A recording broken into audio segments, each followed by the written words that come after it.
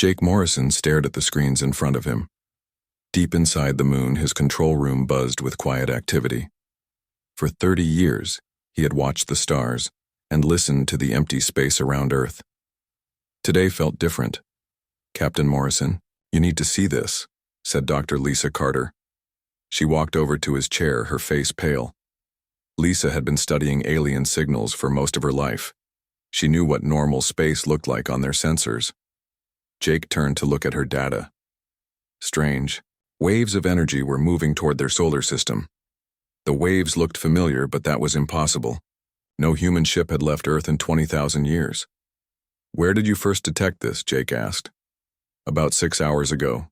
The signal is getting stronger." "Whatever it is, it's big, and it's coming straight for us," Lisa said.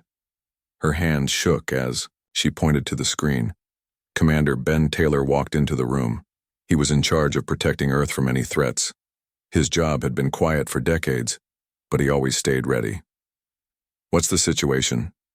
Jake stood up and faced both of them. "We might have a problem. Lisa detected something approaching our system. The energy pattern matches old human technology." Ben's eyes went wide. "That's not possible. All our colony ships were destroyed 20,000 years ago. We saw the reports before we went into hiding." Lisa shook her head. "I've checked the data 5 times. This isn't alien technology. It's human but very old. The quantum signature matches ships from before the Great Concealment." Jake felt his heart beat faster. 20,000 years ago, humanity had almost died. Alien races had found Earth and tried to destroy every human they could find. Most of the human colony worlds had been wiped out. Earth had only survived by hiding. The planet had built massive shields that made it invisible to alien sensors. They stopped all radio signals from leaving Earth. They made their world look empty and dead from space. For 20,000 years, humanity had lived in complete silence. "Dr. Brooks needs to see this immediately," Jake said. Amy Brooks knew more about their hidden history than anyone else alive. She had spent her life studying the old records from before the concealment. Ben activated his communication device. "Dr. Brooks, please report to the command center.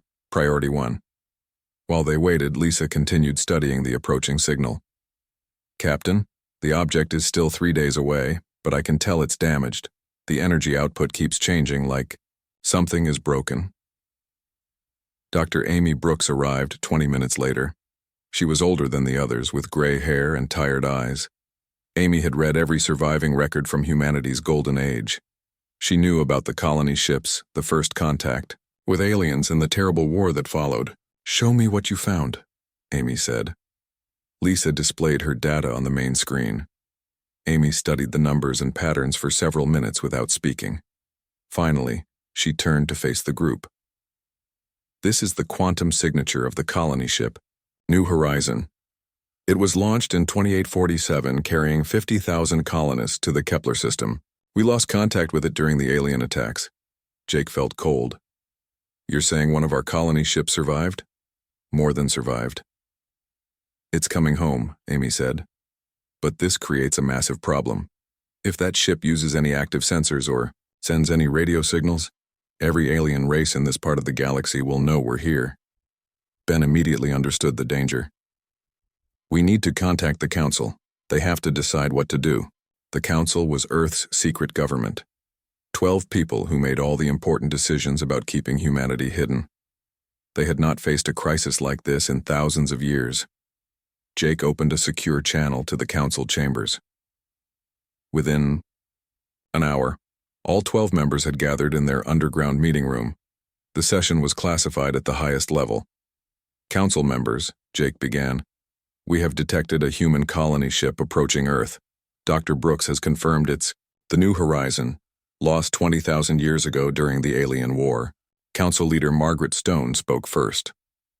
"What is the ship's current status?" Lisa answered. "The ship appears damaged but functional. It's maintaining course toward Earth and should arrive in 3 days. We have not detected any radio transmissions yet." Council member Frank Adams asked the important question. "If we make contact with this ship, What are the risks to our concealment? Amy stepped forward. Any communication with the ship could expose our location. The aliens use very sensitive equipment to detect radio signals. Even a single transmission might give us away. But these are our people, said Council Member Helen Garcia. We can't just let them arrive without warning them about the situation. Ben explained Earth's current defenses. Our concealment shields will hide the approaching ship once it enters our outer sensor grid, but if they try to communicate with Earth before then, alien monitors might detect the signals. The council members talked among themselves for an hour. They had spent 20,000 years keeping humanity safe by staying hidden. Now they faced a choice that could change everything. Council Leader Stone finally spoke. We will maintain radio silence until the ship is within our concealment field. Once they're protected by our shields, we'll make contact and explain the situation. Jake nodded, but he felt worried. What if the ship tries to communicate before then? What if they send a message that exposes us? Then we'll deal with that. Crisis when it happens, Stone replied. For now, monitor the ship closely. Alert us immediately if anything changes. The meeting ended, and Jake returned to his control room. He looked at his screens showing the approaching ship. Somewhere out there, human beings who had been lost for 20,000 years were coming home. They probably expected to find the Earth they remembered, with cities full of people and ships traveling between the stars. Instead, they would find a world that had learned to live in shadows. A world that had survived by becoming invisible. A world that might not be able to welcome them home without risking everything. Lisa sat down next to him. Do you think they know what happened? Do they know about the war and the concealment? Jake watched the distant signal growing stronger on his screens. I don't think they know anything. They're probably excited to come home after 20,000 years in space. This changes everything, doesn't it? Lisa asked. Jake nodded. Yes. One way or another, our long silence is about to end. The new horizon appeared on visual sensors just as the sun rose over Earth's hidden cities. Jake Morrison watched the main screen as the ancient ship came into view. The vessel looked nothing like the sleek colony ships in the old records. 20,000 years in deep space had changed everything about the ship. Its hull was scarred with burn marks and strange metal patches. Parts of the ship seemed to be built from alien technology, welded onto the original human design. It was like looking at a ghost that had learned to fight. My God, whispered Dr. Lisa Carter. Look at the size of it. The ship had grown. What started as a simple colony vessel now stretched for miles. New sections had been added, creating a massive structure that looked part human, part alien, and part something else entirely. Commander Ben Taylor studied the weapons systems visible on the ship's hull. Those aren't human weapons. They've been fighting someone out there. Dr. Amy Brooks joined them at the main display. The ship is broadcasting on old human frequencies. They're trying to contact Earth. Jake felt his stomach drop. Are the transmissions leaving our solar system? No, Lisa said with relief. They entered our concealment field 10 minutes ago. All their signals are being contained. On the screen, they could see the new horizon slowing down as it approached Earth's outer planets. The ship moved carefully, like its crew was surprised by what they were seeing. Captain Morrison, came a voice over the speakers. This is Admiral Kate Sullivan of the colony ship New Horizon. We are requesting permission to approach Earth. Our long mission is finally complete. Jake looked at the others. They all knew that any response would change humanity's situation forever. After 20,000 years of silence, they were about to speak to other humans from the stars. Ben opened a secure channel to the Council. Council Leader Stone, the New Horizon is attempting to communicate. What are your orders? Stone's voice came back immediately. Establish contact, but use maximum encryption and keep all signals within our concealment field. Jake took a deep breath and activated the communication system. New Horizon, this is Captain Jake Morrison of Earth Defense Command. Admiral Sullivan, welcome home. There was a long pause before Sullivan replied. Her voice sounded shocked. Earth Defense Command, Captain, our records show no such organization when we left. What happened to the Earth Federation? Jake looked at Amy, who nodded for him to continue. Admiral, many things have changed since your departure. We need to meet in person to explain the situation. Can you dock with our orbital station? Orbital station? Sullivan sounded confused. Captain, our sensors show no orbital structures around Earth. No space traffic, no radio signals, no signs of civilization. Are you certain this is Earth? Lisa quickly checked her instruments. She's right. From outside our concealment field, Earth looks completely dead. Their sensors can't see through our shields. Jake realized the problem. Admiral Sullivan, please trust me and follow the navigation signals we're sending. You'll understand everything. Once you dock with us. The next few hours were tense. The New Horizon followed Jake's directions toward what appeared to be empty space near Earth's moon. Then suddenly, a massive space station appeared around them as they passed through another concealment field. Incredible. Sullivan's voice came, over the radio. How long have you had cloaking technology this advanced? 20,000 years, Jake replied. Please dock at Bay 7. We have a lot to discuss. When the airlock opened, Jake got his first look at the returning colonists. Admiral Kate Sullivan was tall and thin, clearly adapted to low gravity after generations in space. Her skin was pale and her eyes were larger than normal humans, but she was definitely human. Behind her came Dr. Ryan Clark, the ship's medical officer, and Lieutenant Sophie Martinez, their communications expert. All of them looked tired and worried. Captain Morrison, Sullivan said, shaking Jake's hand. Before we discuss anything else, I need to warn you. We're not the only humans who survived. But we might be the last. Amy Brooks stepped forward. What do you mean? Dr. Clark answered.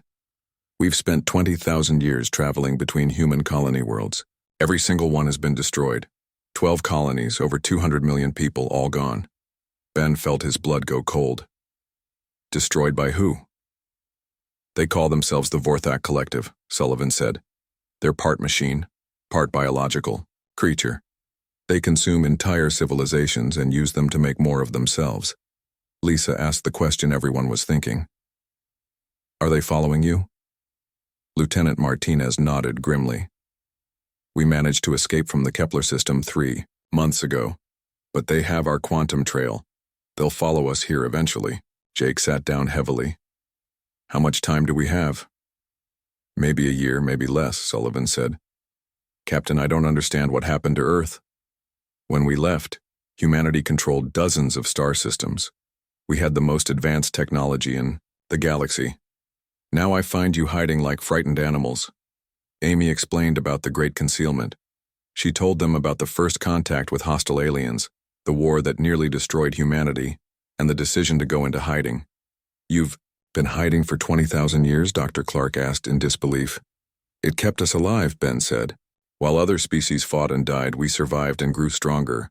Sullivan looked angry. Stronger?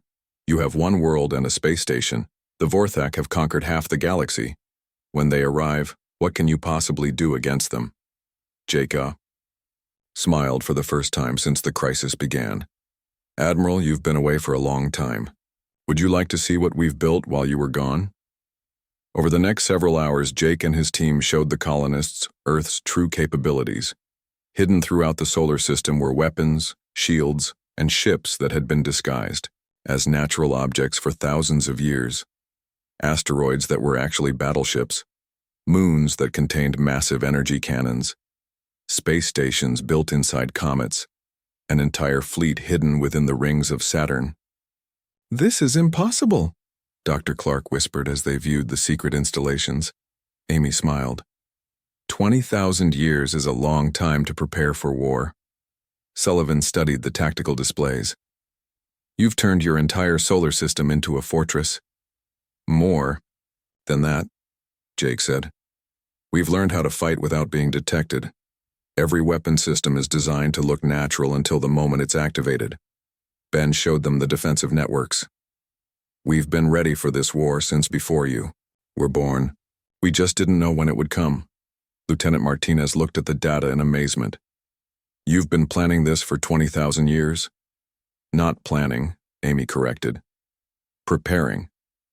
We always knew that someday Our hiding would end. We wanted to be ready when that day came. Sullivan studied Jake's face.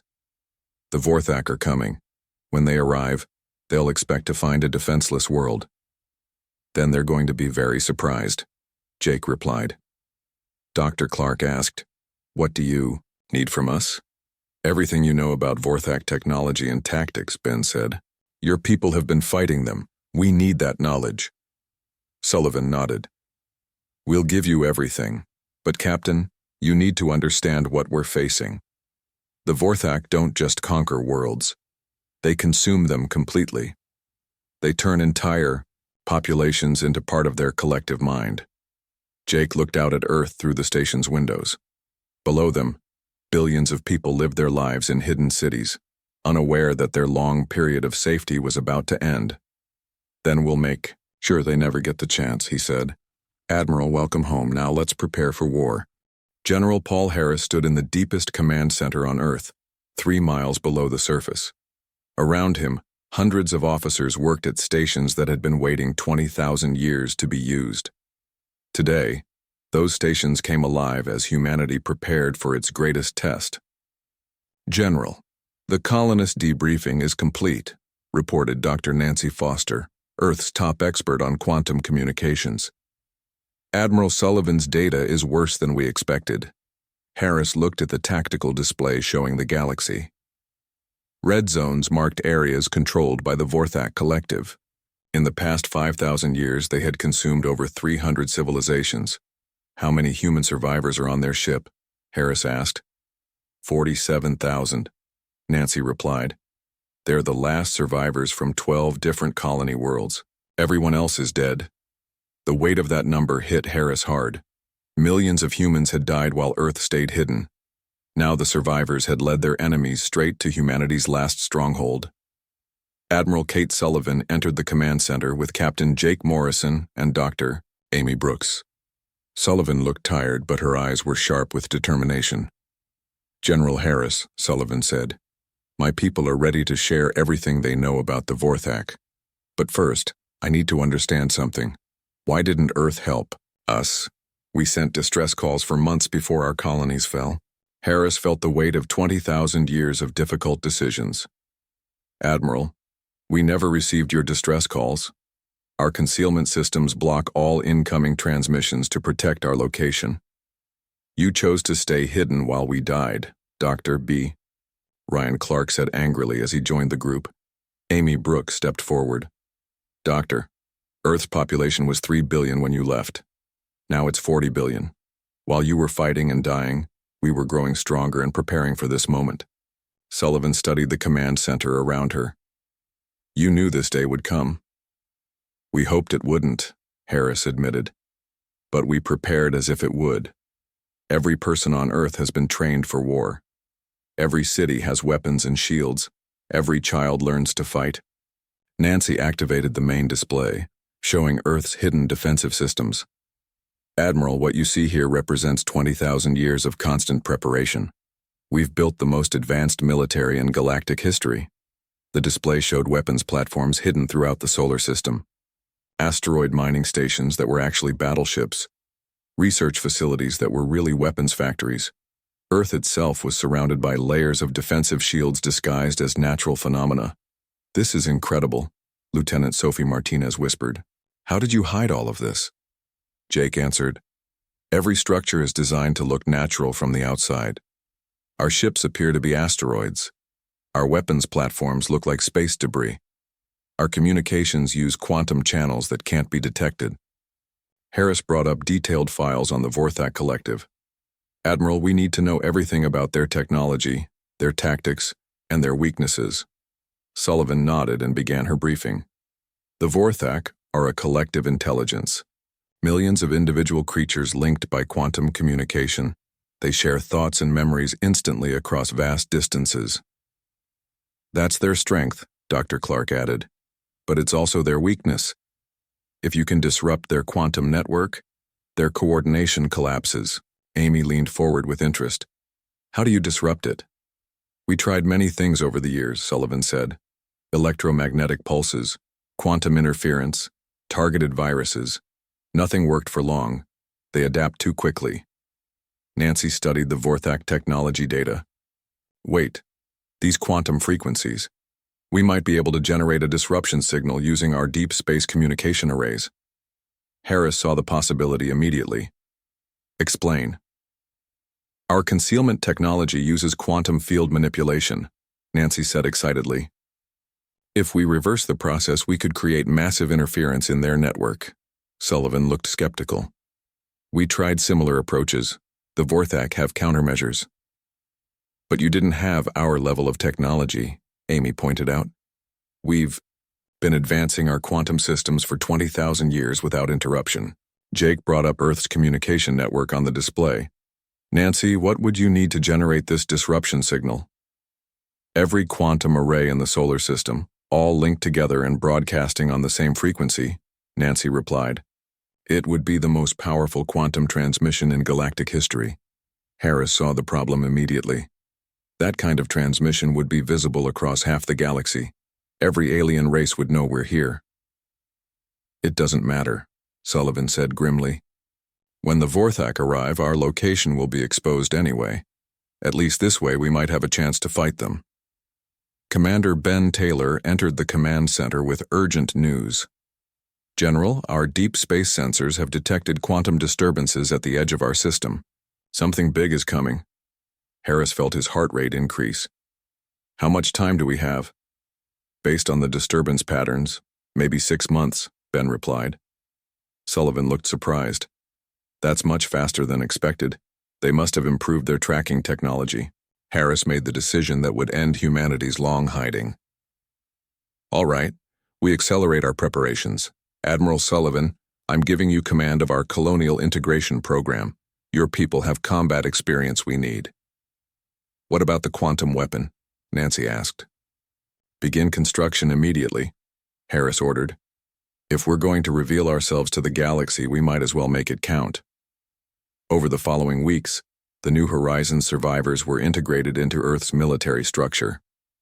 Their combat experience proved invaluable as Earth's forces prepared for battle. Admiral Sullivan worked with Commander Alex Rivera, who led Earth's hidden fleet. Together, they developed new tactics that combined Earth's stealth technology with hard-won knowledge of Vorac weaknesses. Dr. Steve Collins, Earth's weapons researcher, studied captured Vorac technology from the New Horizon. He found ways to modify Earth's weapons to be more effective against their enemies' adaptive defenses. Captain Laura Wilson led the stealth operations that would be crucial to their battle plan. Her teams practiced invisible attacks and hidden deployments using technology the Vorac had never encountered. Meanwhile, Nancy worked around the clock to build the quantum disruption weapon. The project required linking every communication array in the solar system into one massive transmission device. The weapon will work, Nancy reported to Harris after weeks of testing, but using it will announce our presence to every species in the galaxy. Harris looked at the latest reports from deep space. The Vorac approach was accelerating. How many ships are coming? Ben checked his sensors. At least 1,000 major vessels plus support craft. It's a full invasion fleet. Sullivan studied the tactical projections. That's larger than any force they used against our colonies. They're not taking any chances with Earth. Harris activated the communication system to address all of Earth's hidden military bases. All units, this is General Harris. Operation Revelation begins now. 20,000 years of preparation end today. Across the solar system, Earth's hidden defenses came online. Weapons that had waited centuries for this moment powered up. Ships disguised as asteroids activated their engines. Soldiers who had trained their entire lives for this war took their positions. Amy Brooks stood next to Harris as they watched the preparations. Paul, are you sure we're ready for this? Harris looked at the displays showing Earth's full military might for the first time in 20,000 years. Amy, we've been ready for this war since before any of us were born. Now we get to find out if 20,000 years was long enough. Admiral Sullivan joined them at the command center's main window. Below them, Earth's hidden cities were preparing for war.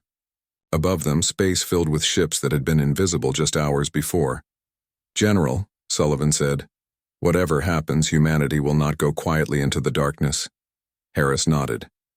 Admiral, humanity has been quiet for 20,000 years. It's time to make some noise.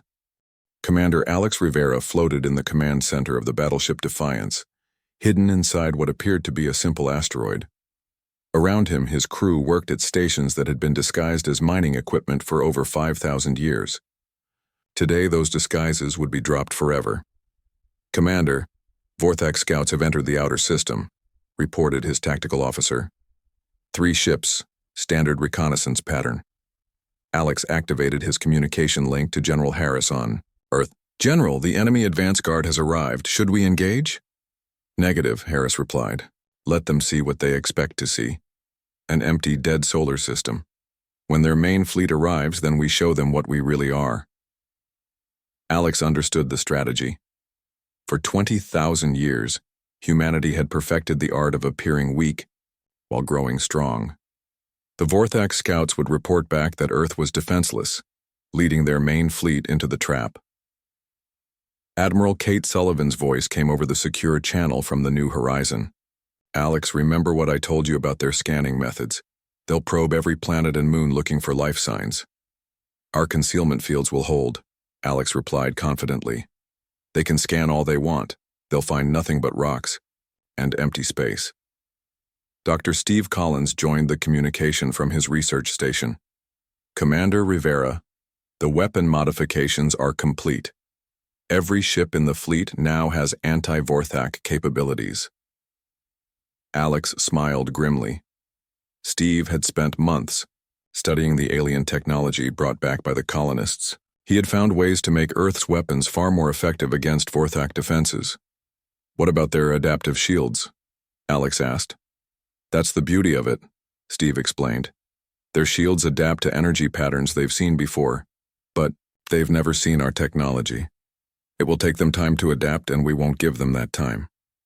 Captain Laura Wilson's stealth ships were already moving into position throughout the solar system. Her vessels could approach within striking distance without being detected, even by Vorac sensors. Laura, status report, Alex requested. All stealth units in position, Laura replied. We're ready to begin hit-and-run attacks as soon as the main fleet arrives. Dr. Nancy Foster's quantum disruption weapon was nearly complete. The massive array would link every communication station in the solar system to create a signal powerful enough to disrupt the Vorac collective consciousness. Nancy, how long until the weapon is ready? Alex asked. 6 hours, Nancy replied. But remember, once we use it, there's no going back to hiding. Every species in the galaxy will know we're here. Alex looked at his tactical display showing the positions of Earth's hidden fleet. Over 5,000 ships waited in perfect concealment throughout the solar system. Some disguised as asteroids, others hidden within planet atmospheres, many more positioned behind moons and within asteroid belts. Alex, came Admiral Sullivan's voice. I need to warn you about something. The Vorac don't just fight to win. They fight to consume. Every ship they destroy, every person they capture becomes part of their collective. Alex felt a chill. You mean they turn our people into more of them? Exactly. That's how they've grown so powerful. They absorb the knowledge and abilities of every species they conquer. Dr. Collins had an idea. What if we turned that against them? What if we fed them false information? Sullivan was interested. Explain. We create fake memory engrams, false tactical data, misleading technical specifications. When they try to absorb our people, they get lies instead of truth. Alex liked the concept. Can you implement that in 6 hours? Already working on it, Steve replied. Every soldier will carry false memories designed to confuse and mislead the Vorac collective. Captain Jake Morrison's voice came from Earth's command center. All units, Vorac main fleet detected, estimated arrival in 4 hours. Count is... My God, there are over 2,000 ships. Alex felt his confidence waver for a moment. Even with all their preparations, 2,000 alien warships was a massive force. General Harris addressed the fleet. All commanders, this is what we've prepared for. Remember, they expect to find a defenseless world. Instead, they're about to learn what 20,000 years of human ingenuity can accomplish. Admiral Sullivan shared tactical data from her years of fighting the Vorac. Their standard attack pattern is to surround the target planet and begin systematic bombardment. They'll position their command ships at safe distances while sending in assault craft. Alex studied the attack patterns.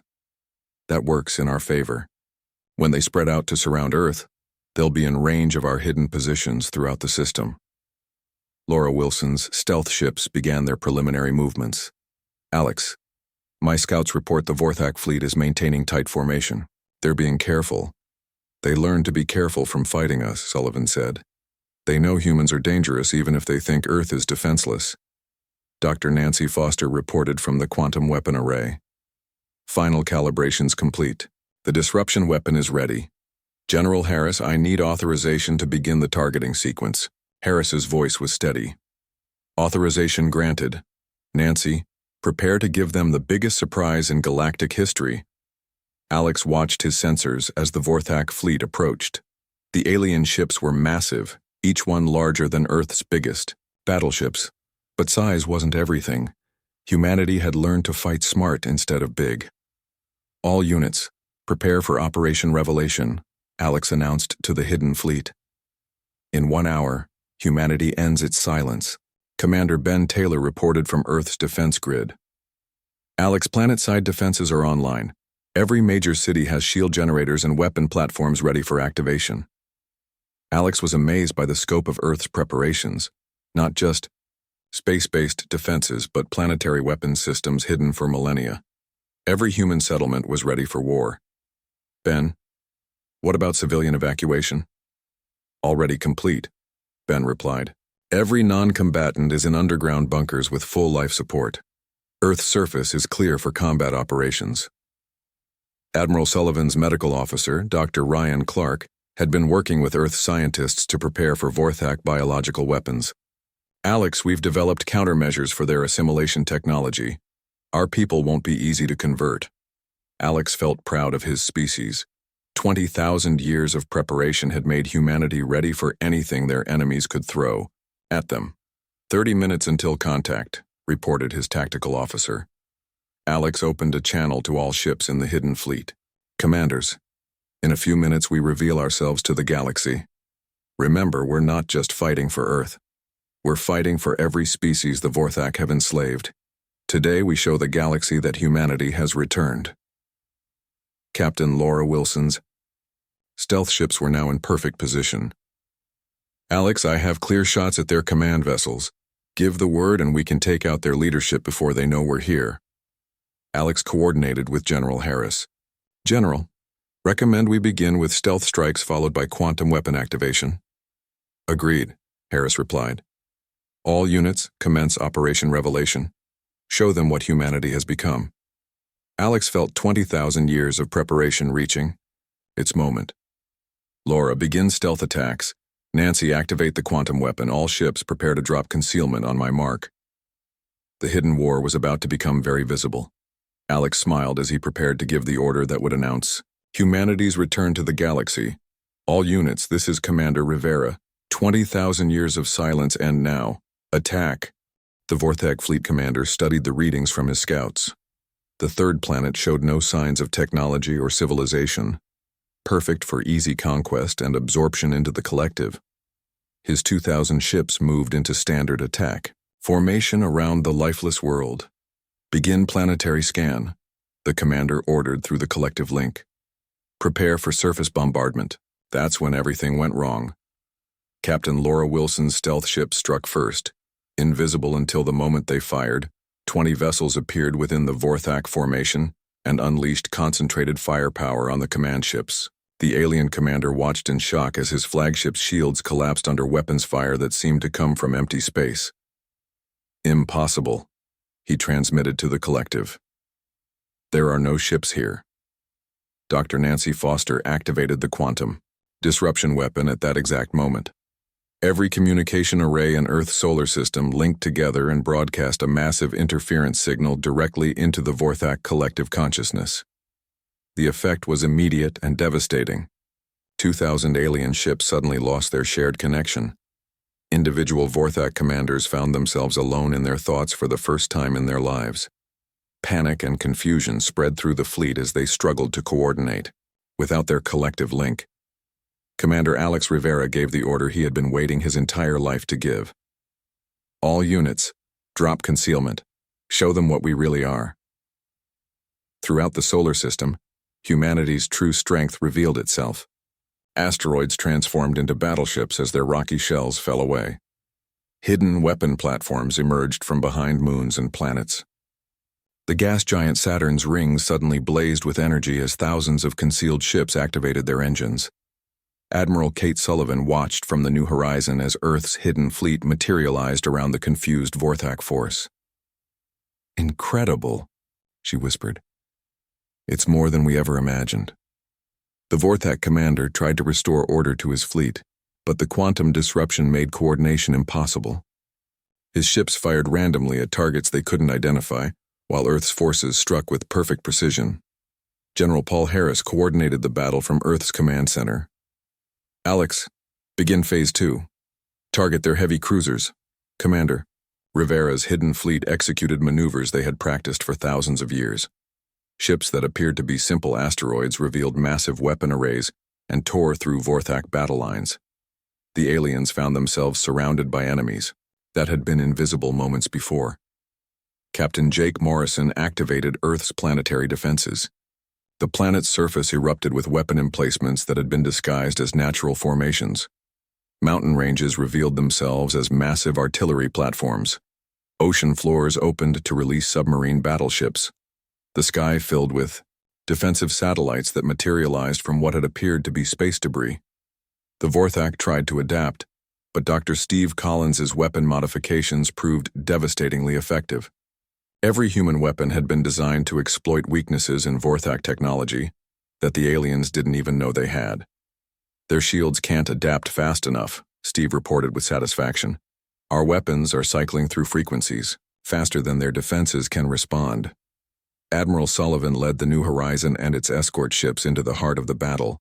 Her crew had years of combat experience against the Vorac, and they used every trick they had learned to maximum advantage. "Target their communication relays," Sullivan ordered.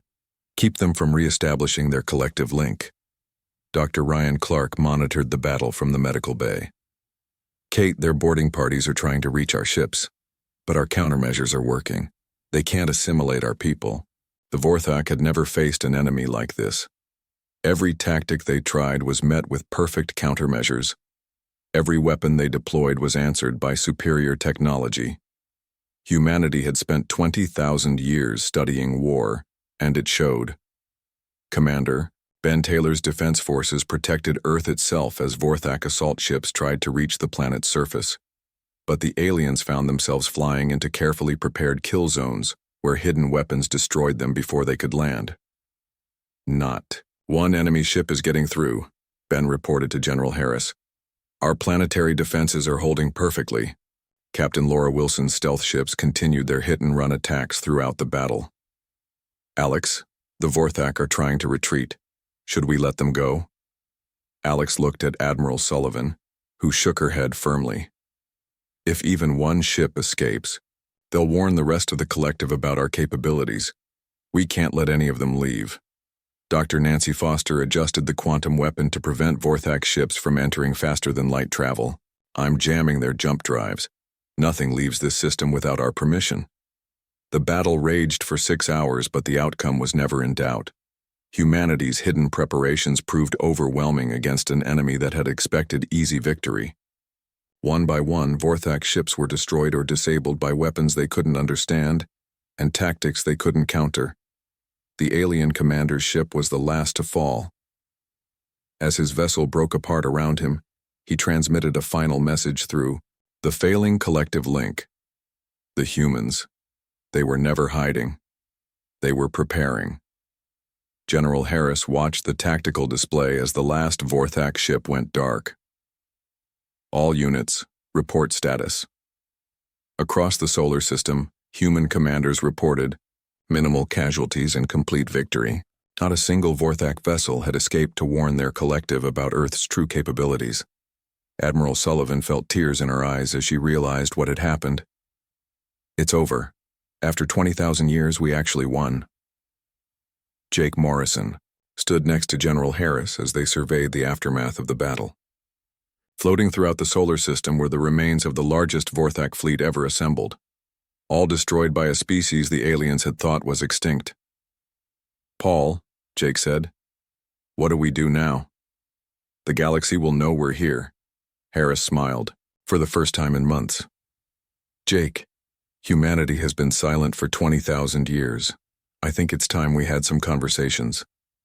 Dr. Amy Brooks was already working on translation protocols for the alien races they would soon contact. "I'm detecting transmissions from over 50 different species. Word of the battle is spreading fast," Commander Rivera reported from his flagship. "General, we're receiving communication requests from multiple alien governments. They want to know who we are." Nancy Foster had turned the quantum disruption weapon into a galaxy-wide communication array. "Paul, I can establish contact with any species in our local cluster. We're not limited to our solar system anymore." Admiral Sullivan joined General Harris at the command center's main window. Below them, Earth's cities were emerging from their underground shelters. Above them, humanity's hidden fleet patrolled openly for the first time in 20,000 years. "Kate," Harris said, "your people brought us more than just a warning. They brought us the chance to finally come home to the galaxy." Sullivan looked at the display showing alien ships approaching from multiple directions. "They're not coming to attack us. Look at their formations. Those are diplomatic escorts." Jake Morrison smiled as he read the incoming transmissions. "General, we're receiving formal requests for alliance from 12 different species. They all want protection from the Vorac Collective." Dr. Collins was already analyzing captured Vorac technology. "With what we've learned from this battle, we can help other species defend themselves. The Collective's expansion can be stopped." Captain Wilson's stealth ships were spreading throughout nearby star systems, making contact with civilizations that had been hiding from the Vorac, just as humanity had hidden. "Alex, there are dozens of species out there who have been waiting for someone to fight back." Commander Rivera looked at the tactical display showing their local region of the galaxy. "General, request permission to begin liberation operations." Harris considered the moment. 20,000 years ago, humanity had nearly been destroyed. Today, they had become the galaxy's liberators. "Permission granted, Alex. But this time, we don't go alone. We build an alliance of free species, and we make sure nothing like the Vorac ever threatens the galaxy again." Admiral Sullivan watched as Earth's communication arrays began reaching out to civilizations across the stars. "You know what this means, don't you? Humanity's age of hiding is over. Our age of leadership has begun."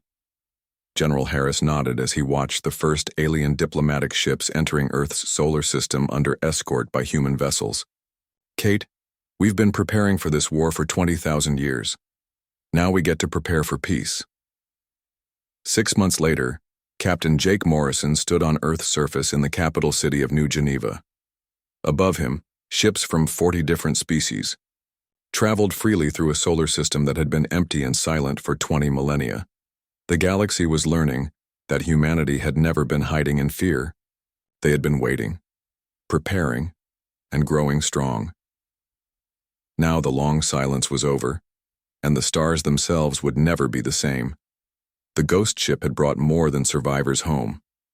It had brought humanity back to the galaxy as its unexpected protectors, ready to ensure that no species would ever again face extinction alone.